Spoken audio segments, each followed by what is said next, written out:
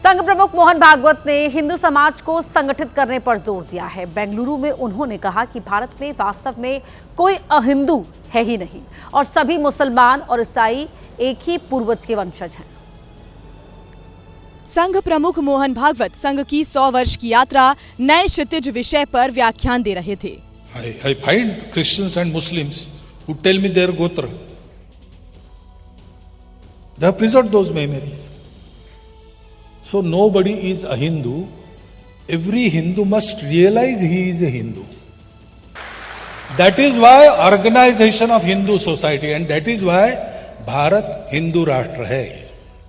भागवत ने कहा कि आरएसएस का लक्ष्य हिंदू समाज को सत्ता के लिए नहीं बल्कि राष्ट्र के गौरव के लिए संगठित करना है। सनातन धर्म इज हिंदू राष्ट्र एंड उत्थान ऑफ सनातन धर्म मीन्स उत्थान ऑफ भारतवर्ष।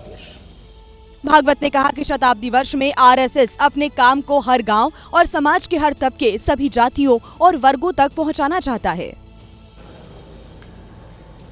उत्तराखंड के रुद्रप्रयाग में भीषण सड़क हादसा हो गया जिसमें 2 लोगों की मौत और 4 लोग घायल हो गए। घटना का सीसीटीवी फुटेज भी सामने आया है जिसमें एक मैक्स गाड़ी अनियंत्रित होकर सड़क से नीचे जा गिरी। गाड़ी की रफ्तार इतनी तेज थी कि ड्राइवर को संभलने तक का मौका नहीं मिला। हादसा केदारनाथ हाईवे पर भीरी के पास हुआ। मैक्स गाड़ी में 6 लोग सवार थे जिनमें 2 लोगों की मौके पर ही दर्दनाक मौत हो गई जबकि 4 लोग गंभीर रूप से घायल हो गए। सड़क हादसे की सूचना मिलने पर पुलिस की टीम मौके पर पहुंची और चारों घायलों को अस्पताल पहुंचाया जहां उनका इलाज जारी है। पुलिस के मुताबिक मैक्स गाड़ी में सवार सभी लोग मक्कू मठ से रुद्रप्रयाग की ओर जा रहे थे। फिलहाल मामले की जांच जारी है। बड़ी खबर का रुख कर रहे हैं। दिल्ली में सर्दी बढ़ने के साथ हवा में प्रदूषण का स्तर बढ़ता जा रहा है। दिल्ली के कई इलाकों में प्रदूषण का स्तर 400 के पार पहुंच गया है जो गंभीर श्रेणी में आता है। अलीपुर, आनंद विहार, बवाना, बुराड़ी और चांदनी चौक समेत कई इलाकों में AQI 400 के पार पहुंच गया है। मौसम विभाग के मुताबिक अगले 3-4 दिन तक लोगों को फिलहाल प्रदूषण से राहत मिलती नजर नहीं आ रही। इसके साथ ही स्मॉग का भी सामना करना पड़ेगा। स्मॉग वो धुआं होता है जो वायु प्रदूषण की वजह से बनता है और इसके चलते विजिबिलिटी यानी दूर तक दिखना कम हो जाता है।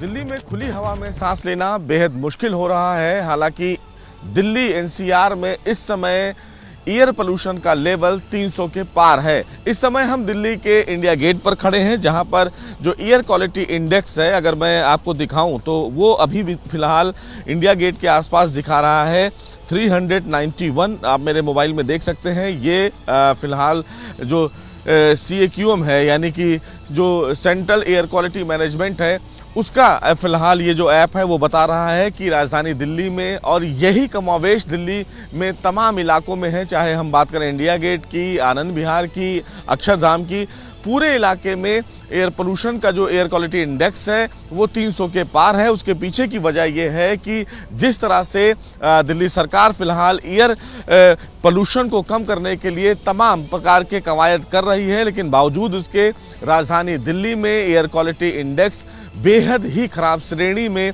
रिकॉर्ड किया गया है। झारखंड के धनबाद में BCCL की बंद खदान में अचानक आग भड़क उठी जिससे स्थानीय लोगों में हड़कंप मच गया। आग की ऊंची लपटें और आसमान छूता धुएं का ये गुबार देखकर लग रहा है कि मानो कोई ज्वालामुखी फटा हो। जहां आग लगी है वो इलाका कतरी नदी के किनारे का है और आसपास घनी आबादी है जिससे वहां रहने वाले लोगों में दहशत का माहौल है। ग्रामीणों के मुताबिक पिछले कई दिनों से जमीन के अंदर कोयला परतों में आग सुलग रही थी, लेकिन अब ये आग तेजी से फैल रही है। लगातार निकल रहे जहरीले धुएं से उनका जीना भी मुहाल हो गया है। ग्रामीणों का आरोप है कि BCCL प्रबंधन ने अब तक कोई ठोस कदम नहीं उठाया है। अगर आग पर जल्द काबू नहीं पाया गया तो नदी किनारे बसी बस्तियां खतरे में पड़ सकती हैं। यूपी के मुरादाबाद में एक कार में अचानक से भीषण आग लग गई। इससे ऊंची लपटें उठने लगी। हादसा दिल्ली रोड पर हुआ। इन तस्वीरों से अंदाजा लगाया जा सकता है कि आग कितनी भयानक है। महज कुछ ही देर में आग ने कार को अपनी चपेट में ले लिया और गाड़ी धू धू कर जलने लगी, जिससे मौके पर आग की ऊंची लपटें उठने लगी और आसमान में धुएं का गुबार भी छा गया। हादसे से मौके पर अफरा तफरी मच गई और कुछ देर के लिए ट्रैफिक भी थम गया। सूचना मिलने पर फायर ब्रिगेड की टीम घटना स्थल पर पहुंची और आग का गोला बन चुकी कार पर पानी की बौछार कर उस पर काबू पाया, लेकिन तब तक कार जलकर खाक हो चुकी थी। कार में आग कैसे लगी, फिलहाल इसकी जांच की जा रही है। यूपी के मुजफ्फरनगर में ध्वनि प्रदूषण को लेकर पुलिस ने कार्रवाई की है। यहां पर 15 से ज्यादा जगहों से लाउडस्पीकर उतरवाए गए हैं। अधिकारियों के मुताबिक अगले 3 दिन तक ये अभियान जारी रहेगा। पुलिस ने तय सीमा से ज्यादा आवाज करने वालों पर कार्रवाई करते हुए 15 जगहों से लाउडस्पीकर उतरवा लिए और ये लाउडस्पीकर आवाज की तय सीमा का उल्लंघन करते हुए लगाए गए थे। अभी ये कार्रवाई सिविल लाइन और कोतवाली नगर क्षेत्र इलाके में की गई है। सारे सार्वजनिक स्थानों व धार्मिक स्थलों पे जहाँ पे लाउडस्पीकर की ध्वनि मानक से ज़्यादा है, उन हर जगह से लाउडस्पीकरों को हटाया जा रहा है। ये अभियान चलाया जा रहा है और ये अभियान अभी तक सिविल लाइन क्षेत्र और कोतवाली नगर क्षेत्र में 15 से ज़्यादा ऐसे स्थानों से लाउडस्पीकर को हटाया गया है। पुलिस का कहना है कि ये कार्रवाई आवाज की निर्धारित सीमा का पालन कराने और ध्वनि प्रदूषण रोकने के लिए की जा रही है। अभी तक 15 लाउडस्पीकर हटाए गए हैं और आने वाले दिनों में भी ये कार्रवाई जारी रहेगी। बात करते हैं बिहार की, जहां अभी वीवीपीएटी पर्ची मिलने का मामला शांत भी नहीं हुआ था कि इधर आरजेडी ने चुनाव आयोग पर एक और बम फोड़ दिया। आरजेडी का दावा है कि समस्तीपुर के स्ट्रांग रूम में सीसीटीवी आधे घंटे तक बंद रहे। देखिए कैमरा 5 मिनट से बंद है, जिसका एक वीडियो भी सामने आया है। वीडियो में दिखाई दिया कि स्ट्रांग रूम की निगरानी करने वाले मॉनिटर करीब आधे घंटे तक बंद रहे। हालांकि वहां पर मौजूद कर्मचारियों का कहना है कि बैटरी डाउन हो गई थी, लिहाजा बिजली कट गई। चेंज करना है ना, बैटरी डाउन है तो। यही नहीं, आरजेडी ने अपने ट्विटर हैंडल से समस्तीपुर की मोहिउद्दीन नगर विधानसभा के स्ट्रांग रूम का वीडियो भी जारी किया, जिसमें दावा किया गया कि कुछ संदिग्ध स्ट्रांग रूम के अंदर घुस रहे हैं। आरजेडी ने चुनाव आयोग से पूछा है कि ये संदिग्ध कौन लोग थे और क्या कर रहे थे। फिलहाल वीडियो आने पर आने वाले दिनों पर सियासत और गर्मा सकती है। बिहार विधानसभा चुनाव के दूसरे चरण के दौरान समस्तीपुर से बड़ी खबर सामने आई। दरअसल समस्तीपुर में बड़ी संख्या में चुनाव चिन्ह वाली पर्ची बरामद की गई है। ये पर्ची सरायरंजन विधानसभा के शीतलपट्टी गांव के पास मिली है। 6 नवंबर को इस विधानसभा सीट पर वोटिंग हुई थी। अब शनिवार सुबह शीतलपट्टी गांव में वीवीपैट की पर्चियां मिलने से हड़कंप मच गया। मौके पर पहुंचे जिला अधिकारी ने जांच का आदेश दिया है। वहीं आरजेडी ने ट्वीट कर पूछा है कि आखिर कब, कैसे और क्यों और किसके इशारे पर इन पर्चियों को फेंका गया है। क्या चोर आयोग इसका जवाब देगा? हालांकि चुनाव आयोग का कहना है कि ये पर्चियां वीवीपैट स्लिप्स मॉक पोल की हैं, लिहाजा गड़बड़ी का सवाल ही पैदा नहीं होता। चुनावी माहौल से तीखी हो चली बिहार की सियासत की कुछ चटपटी खबरें, तस्वीरें भी सामने आ रही हैं। पटना के एक चौराहे पर बीजेपी के कई दिग्गज नेता चुनावी भागदौड़ से फुर्सत निकालकर गोलगप्पे का स्वाद लेते नजर आए। गोलगप्पे वाले ने स्मृति ईरानी को बताया कि पानी तीखा है। इस पर स्मृति ईरानी ने कहा, मीठा खिलाइए। जैसे ही स्मृति ईरानी को पता लगा कि गोलगप्पे वाला मध्य प्रदेश का रहने वाला है, तो इस बार स्मृति ने बघेल जी कहकर नेताओं को मीठा गोलगप्पा खिलाने को कहा।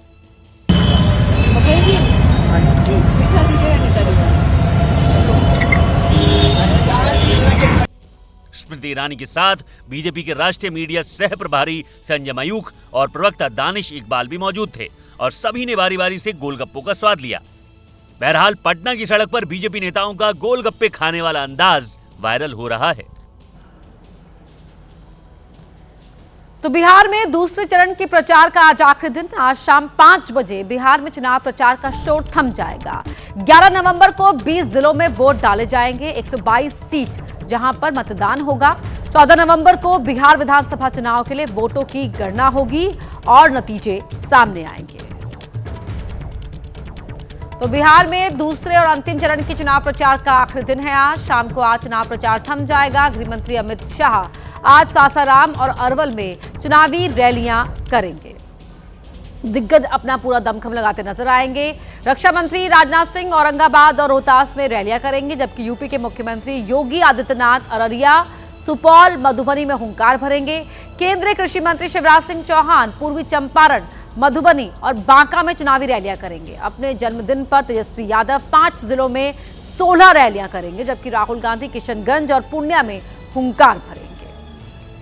तो बिहार चुनाव में दूसरे चरण के चुनाव के लिए सभी पार्टियों ने एड़ी चोटी का जोर लगा दिया है। बीजेपी के स्टार प्रचारक और अभिनेता रवि किशन ने मधुबनी में एनडीए उम्मीदवारों के लिए वोट मांगे। मंच पर घूम घूम कर रवि किशन ने न सिर्फ एनडीए उम्मीदवारों को जिताने की अपील की, बल्कि महादेव का भजन भी गाकर सुनाया।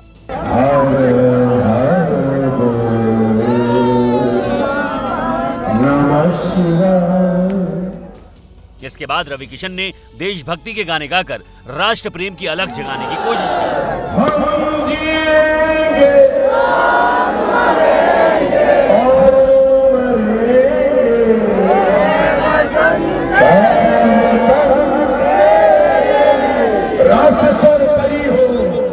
रवि किशन ने जनता से वादा लिया कि वो बिहार में दोबारा जंगल राज की वापसी नहीं होने देंगे। बिहार विधानसभा चुनाव के दूसरे चरण का चुनाव प्रचार अंतिम दौर में है। चरण में 20 जिलों की 122 सीटों पर 1302 उम्मीदवार मैदान में हैं। तेजस्वी ने बिहार के अलग अलग जिलों में 18 से ज्यादा जनसभाओं को संबोधित किया और एनडीए पर जमकर हमला बोला। नवादा की एक जनसभा में तेजस्वी ने पीएम मोदी को बाहरी बताकर हमला किया। तेजस्वी ने आरोप लगाया है कि उन्हें रोकने के लिए पीएम मोदी ने 30-30 हेलीकॉप्टर पीछे लगाए हैं। आप लोग तो देख ही रहे हैं कि अपने हेलीकॉप्टर को 73 बना दिए। हमारे एक हेलीकॉप्टर को रोकने के लिए मोदी जी 30-30 हेलीकॉप्टर पीछे किए हुए हैं, लेकिन उस 30 हेलीकॉप्टरों से बाहर के लोग आ रहे हैं जिनको बिहार से कोई मतलब नहीं है। तेजस्वी ने दावा किया कि वो सिर्फ 20 महीनों में बिहार को बदल कर रख देंगे।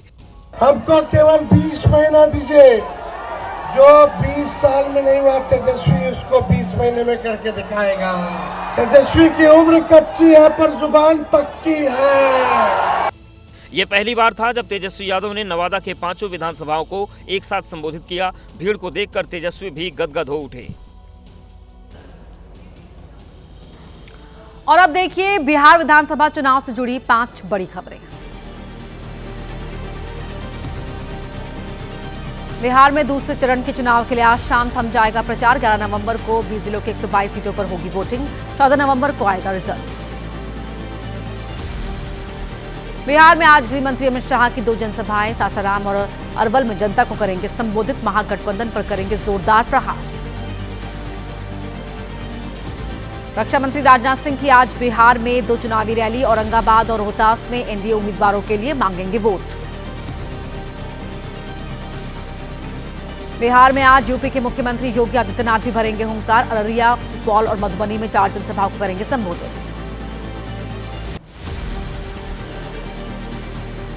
बिहार चुनाव के प्रचार के आखिरी दिन महागठबंधन ने झोंकी ताकत। राहुल गांधी की आज 2 रैलियां। किशनगंज और पूर्णिया में करेंगे जनसभाएं। दूसरे चरण के चुनाव के लिए प्रचार के दौरान तेज प्रताप यादव एक सभा में हरा गमछा देख भड़क गए। तेज प्रताप गया जी में जनशक्ति जनता दल के प्रत्याशी के पक्ष में सभा करने पहुंचे थे। इस बीच सभा में हरा गमछा पहने एक युवक को देखकर तेज प्रताप यादव गुस्से में आ गए। देखिए जज चंद्रा का पार्टी का यहाँ हरा वाला घूम रहा है। देखिए हरा पार्टी, यही सब पार्टियां वाला हमको बाहर किया घर वाला। उतारो गमछा, उतारो इस गमछा को। तेज प्रताप ने साफ कहा कि यहाँ हरा गमछा नहीं पीला गमछा चलेगा। गमछा उतारो, यहाँ उतारिए, यहाँ जनशक्ति जनता दल का उतारिए गमछा, उतारिए, नहीं तो सिपाही उतार देगा इसको। उतारिए हरा गमछा, यहाँ हरा गमछा नहीं चलेगा, कृष्ण भगवान का पीला गमछा चलेगा। इतना ही नहीं, जब उस शख्स ने गमछा नहीं हटाया तो मंच से ही तेज प्रताप यादव ने सिपाही को गमछा उतारने का आदेश दिया। हटाते हो कि नहीं हटाते? सिपाही पकड़ो तो इसको, पकड़ो इसको। तेज प्रताप ने आगे कहा कि उनकी सभा में जयचंद की पार्टी वाले कई बहुरूपिये घूम रहे हैं। बिहार में दूसरे और आखिरी चरण के चुनाव के लिए पीएम मोदी ने सीतामढ़ी और बेतिया में हुंकार भरी। दोनों ही रैलियों में पीएम मोदी ने जंगल राज के बहाने महागठबंधन पर हमला बोला। सीतामढ़ी की रैली में प्रधानमंत्री ने आरजेडी पर सीधा वार करते हुए कहा कि उनके नेता बच्चों को रंगदार बनाना चाहते हैं। क्या हम हमारे बच्चों को रंगदार बनने देंगे? क्या रंगदार बनाने वालों को जीतने देंगे?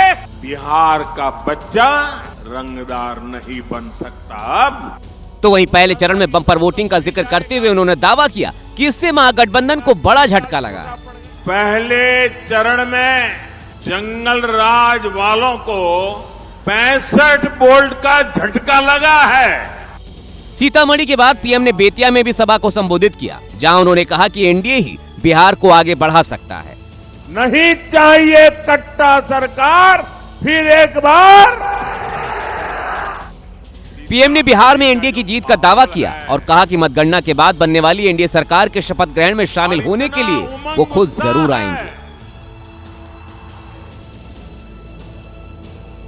बिहार विधानसभा चुनाव के दूसरे चरण में सीमांचल की फिजाओं में इन दिनों घुसपैठियों की गूंज है। एनडीए का दावा है कि सत्ता में आते ही घुसपैठियों को डिपोर्ट कर दिया जाएगा। पूर्णिया से लेकर सुपौल तक गरजते हुए अमित शाह ने दावा किया कि इस बार घुसपैठिए बचने वाले नहीं हैं। अगले 5 साल में बिहार से एक एक घुसपैठिए को हम चुन चुन कर निकालने का काम करेंगे। घुसपैठिया सीमांचल में हो, बिहार में हो या भारत में कहीं पर भी हो, हम उसको निकाल बाहर करेंगे।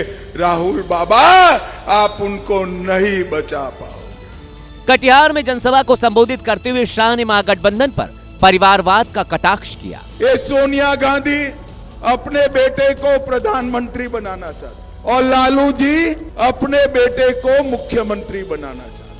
सोनिया जी, लालू जी, आपका बेटा ना मुख्यमंत्री बनने वाला है ना प्रधानमंत्री बनने वाला। हालांकि चुनावी मंचों के शोरगुल के बीच सीमांचल का समाज विकास पर वोट करने की बात कह रहा है। दूसरे चरण में नेताओं के बीच जमकर वार पलटवार हो रहा है। बिहार में जनसभा के दौरान अखिलेश और प्रियंका ने अलग अलग मुद्दों पर एनडीए सरकार को घेरा। पूर्णिया की रैली के दौरान अखिलेश यादव ने दावा किया कि 11 तारीख के बाद बीजेपी मैदान से साफ हो जाएगी। हमारे यहाँ कहावत है 1 में 1 11 और 9 2 11। 11 तारीख के बाद भारतीय जनता पार्टी 9 2 11 बिहार से होने जा रही है। इधर प्रियंका ने भागलपुर की जनसभा में एनडीए पर जनता को घूस देने का आरोप लगाया। ये जो 10,000 रुपए का घूस देने की कोशिश कर रहे हैं ना, ले लो, पैसे ले लो, 10,000 रुपए ले लो, लेकिन अपना वोट मत दो बहनों। मोदी जी समझते हैं कि आपको झूठे वादे देकर आपको 10,000 रुपए पकड़ाकर वोट ले लेंगे आपका। मोदी जी सोचते हैं कि 20 सालों से इनकी सरकार चली है, बिहार में महिलाओं के लिए कुछ नहीं किया। प्रियंका ने बिहार में पेपर लीक का भी मुद्दा उठाया और एनडीए पर छात्रों का भविष्य बर्बाद करने का आरोप लगाया। दूसरे चरण के धुआंधार प्रचार के बीच नेताओं में जुबानी जंग भी तेज हो गई है। तेज प्रताप के बाद अब कांग्रेस के सांसद इमरान प्रतापगढ़ी ने ओवैसी पर बड़ा हमला किया है। किशनगंज की एक रैली में इमरान प्रतापगढ़ी ने ओवैसी को बाहरी बता दिया। उधर कुछ बरसाती मेहमान भी आए हैं, कह रहे हैं कि जो हमें वोट नहीं देगा वो फिरौन होगा। ये सीमांचल है, यहाँ के लोग अपनी मेहनत की कमाई से रोजी रोटी कमाते हैं। सीमांचल के लोगों की जेब से पैसा वसूल करके हेलीकॉप्टर में तेल नहीं भरवाते हैं। अब पलटवार की बारी एआईएमआईएम की थी और मोर्चा संभाला सईदा फलक ने।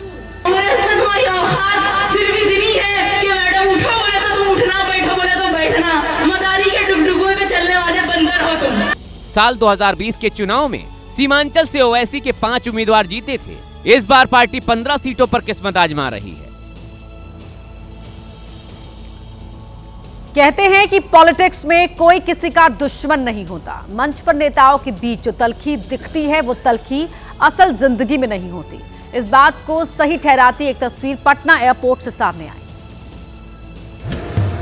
बीजेपी सांसद मनोज तिवारी से आरजेडी उम्मीदवार खेसारी लाल यादव टकराए तो खेसारी ने तुरंत मनोज तिवारी के पैर छुए और आशीर्वाद दिया। मनोज तिवारी और खेसारी लाल यादव ने हंसते हुए एक दूसरे को गले लगाए। चुनावी रैलियों में इन दोनों नेताओं के बीच जबरदस्त तकरार देखने को मिल रही है, लेकिन मुलाकात के दौरान ये तकरार नहीं हुई। इस वीडियो को देखकर लोग कह रहे हैं कि राजनीति में कोई किसी का स्थायी दुश्मन नहीं होता।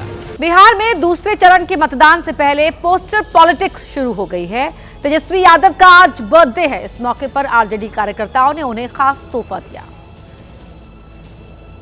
पटना में आरजेडी दफ्तर के बाहर तेजस्वी यादव को जन्मदिन की बधाई देते हुए एक पोस्टर लगाया गया। इस पोस्टर में सबसे ऊपर लालू यादव, राबड़ी देवी, मीसा भारती, रोहिणी आचार्य और प्रदेश अध्यक्ष मंगनी लाल मंडल की तस्वीर है, जबकि नीचे तेजस्वी यादव की तस्वीर के साथ कुर्सी की तस्वीर है जिस पर लिखा है सीएम ऑफ बिहार। युवाओं में उत्साह नौकरी के प्रति है, उसे देखते हुए कोई रोक नहीं सकता है मुख्यमंत्री की कुर्सी। बिहार की जनता जो है वो तेजस्वी यादव को कुर्सी सौंप दी है। इस पोस्टर में कार्यकर्ता अपनी तस्वीर के साथ तेजस्वी यादव को मुख्यमंत्री की कुर्सी जन्मदिन के तोहफे में देते हुए दिखाई दिए। पोस्टर लगाने वाले आरजेडी के प्रदेश महासचिव भाई अरुण ने दावा किया कि पहले चरण में बम्पर मतदान से साफ पता चलता है कि इस बार बिहार में बदलाव होकर रहेगा। बिहार की राजनीति में एक अनोखा नजारा देखने को मिला। जेडीयू प्रवक्ता नीरज कुमार ने अपने सरकारी आवास पर ऐसी प्रदर्शनी लगाई जिससे आरजेडी को मिर्ची लग गई। जेडीयू नेता नीरज कुमार ने लालू यादव के उस दौर को दिखाने की कोशिश की जब लालू यादव बिहार के मुख्यमंत्री थे। इस प्रदर्शनी में कई पोस्टर लगाए गए जिनमें लालू यादव के शासनकाल को जंगल राज बताया गया। एक पोस्टर में लिखा गया, भूलेगा नहीं बिहार वो लालूवाद का जंगल राज जिसमें कानून डरा रहा था, अपराधी चला रहा। तो दूसरे पोस्टर में लिखा गया कि भूलेगा नहीं बिहार वो 118 नरसंहार जब इंसानियत रोई थी और सत्ता मुस्कुरा रही थी। डीजीपी कहते थे लफंगे नेता के हाथ में सत्ता, तत्कालीन डीजीपी, ये प्रमाण। जेडीयू की तरफ से लालू यादव पर कटाक्ष किया गया तो आरजेडी ने कहा कि हम 14 तारीख को फिल्म दिखाएंगे जब नतीजे आएंगे। ये जेडीयू वाले प्रदर्शनी क्या लगाएंगे? यहाँ तो महाजंगल राज, राक्षस राज है पहले 20 वर्षों का, ये न बताएं। बिहार में दूसरे चरण की 122 सीटों के लिए धुआंधार प्रचार जारी है। इसी कड़ी में रोहतास की करगहर सीट से किस्मत आजमा रहे भोजपुरी सिंगर रितेश पांडे ने भी पूरी ताकत झोंक दी है। रितेश पांडे के पक्ष में कई कलाकार प्रचार करते दिख रहे हैं। इनमें एक नाम आस्था सिंह का भी है। वो रितेश पांडे के रोड शो में लोगों से वोट की अपील करती नजर आई। रितेश पांडे के लिए उन्होंने प्रचार किया। सर जो है वो बहुत ही सुलझे हुए इंसान है, तो वो जहां भी हैं वो बिल्कुल सही जाएंगे और बिल्कुल सही काम करेंगे। आस्था सिंह ने काराकाट से निर्दलीय चुनाव लड़ रही भोजपुरी स्टार पवन सिंह की पत्नी ज्योति सिंह को लेकर भी अपना पक्ष रखा। ठीक है, लड़ रही हैं, जीते, अच्छी बात है। झारखंड में जाएंगे क्या? वो बुलाएंगे तो हो सकता है जाएं। आस्था सिंह के अलावा अरविंद अकेल और कल्लू, शिल्पी राज, सनी पांडे समेत कई भोजपुरी स्टार रितेश पांडे के लिए चुनाव प्रचार कर रहे हैं। राहुल गांधी लगातार चुनाव आयोग पर वोट चोरी का आरोप लगाने वाले प्रेस कॉन्फ्रेंस करते दिखाई देते हैं और अब उनकी पार्टी ने इस मुद्दे को जन जागरण अभियान बनाने की कोशिश की है।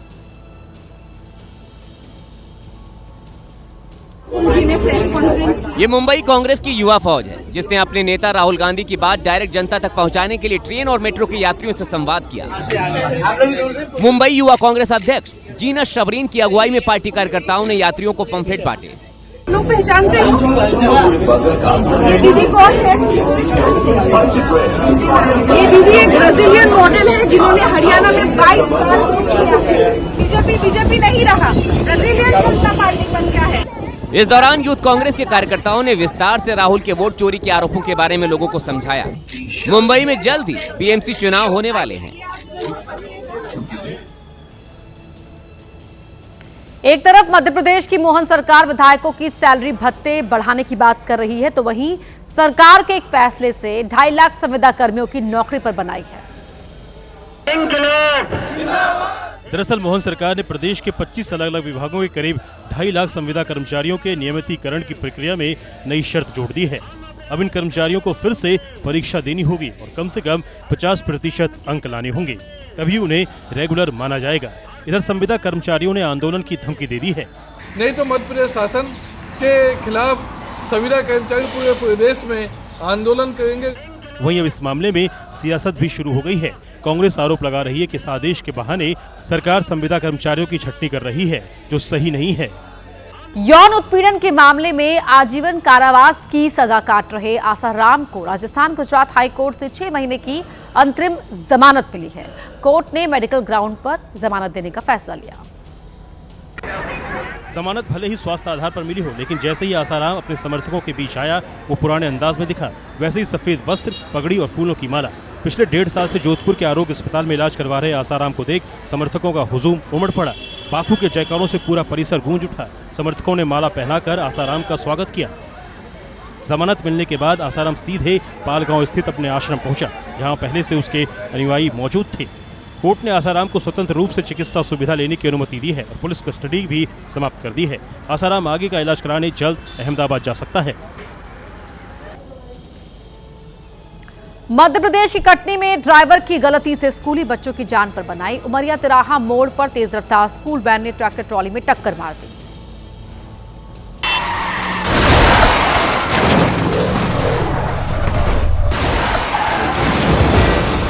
हादसा इतना भीषण था कि कुछ दूर जाने के बाद स्कूल वैन वहीं खड़ी हो गई।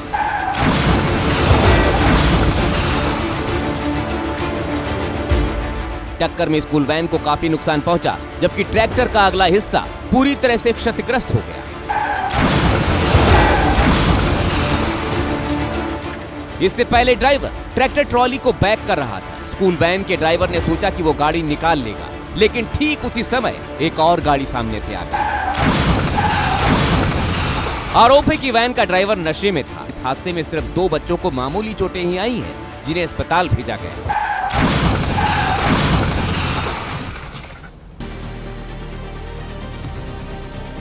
जम्मू कश्मीर के शोपियां में आतंकियों के घरों में तलाशी। पीओके में सक्रिय आतंकियों के घर पर पुलिस ने की छापेमारी। गुप्त सूचना के आधार पर हुई कार्रवाई। धनबाद में बंद पड़ी खदान में लगी आग। खदान से उठा काले धुएं का गुबार। जहरीले धुएं की वजह से लोगों को सांस लेने में हुई परेशानी। खदान के आसपास घनी आबादी वाला इलाका। राजस्थान के श्रीगंगानगर में मिली हेरोइन की खेप। भारत पाक बॉर्डर के पास खेतों से मिली हेरोइन। बरामद हेरोइन की कीमत करीब 2.5 करोड़ रुपए। वाराणसी के दाल मंडी इलाके में सड़क के चौड़ीकरण को लेकर तोड़ी जा रही कई दुकानें। प्रशासन की कार्रवाई से दुकानदार नाराज। कहा मनमाने तरीके से हो रही है कार्रवाई, नहीं मिल रहा पर्याप्त मुआवजा। मध्य प्रदेश के संजय टाइगर रिजर्व में 2 बाघों की लड़ाई का वीडियो आया सामने। एक बाघ ने छिपकर किया दूसरे बाघ पर हमला। वीडियो हुआ सोशल मीडिया पर वायरल। और अब खबर यूपी के कानपुर से, जहां बेलगाम रफ्तार और स्टंटबाजी के चक्कर में हुए हादसे ने एक लड़की की जान ले ली। हादसे के बाद से बाइक सवार फरार है। कानपुर में 2 बाइक सवारों की रेसिंग और स्टंटबाजी ने एक लड़की की जान ले ली, जबकि दूसरी लड़की घायल हो गई।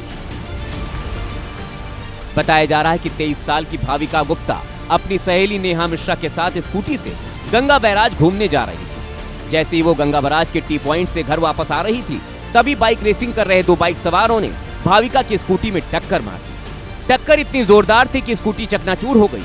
हादसे में दोनों लड़कियां बुरी तरह घायल हो गई। दोनों ही युवतियों को तुरंत हैलेट अस्पताल ले जाया गया, जहां इलाज के दौरान भाविका की मौत हो गई, जबकि उसकी सहेली गंभीर हालत में है। इस हादसे के बाद स्टंटबाज युवक मौके से बाइक छोड़कर भाग निकले। पुलिस पूरी घटना की जांच कर रही है। मध्य प्रदेश के श्योपुर जिले से सिस्टम की पोल खोलती एक शर्मनाक तस्वीर सामने आई। विजयपुर ब्लॉक के हुलपुर गांव के सरकारी प्राथमिक स्कूल में बच्चों को थाली की जगह कागज के टुकड़ों पर मिड डे मील परोसा गया। वीडियो में आप देख सकते हैं कि बच्चे जमीन पर बैठकर ऊपर से अखबार में रखकर मिड डे मील खा रहे हैं। शर्मनाक घटना को कुछ गाँव वालों ने अपने मोबाइल फोन पर रिकॉर्ड कर लिया। वीडियो वायरल हुआ तो अधिकारियों ने एक्शन भी लिया। जिला शिक्षा अधिकारी ML गर्ग ने हुलपुर स्कूल के प्रभारी को निलंबित कर दिया है। तो जहां मिड डे मील तो बच्चों को परोसा गया, लेकिन रद्दी के पेपर में मिड डे मील यहां बच्चों को खिलाया गया। थाली के बजाय यहां बच्चों को जमीन पर बैठाकर अखबार के ऊपर ये मिड डे मील परोसा गया है। वीडियो सामने आया तो सियासत भी गर्मा गई, क्योंकि खुद राहुल गांधी ने सोशल मीडिया पर एक पोस्ट किया। राहुल गांधी ने लिखा कि जब से बच्चों को अखबार में मिड डे मील खाते देखा है, दिल टूट गया है। इन बच्चों पर देश का भविष्य टिका है, लेकिन इन बच्चों को थाली तक नसीब नहीं है।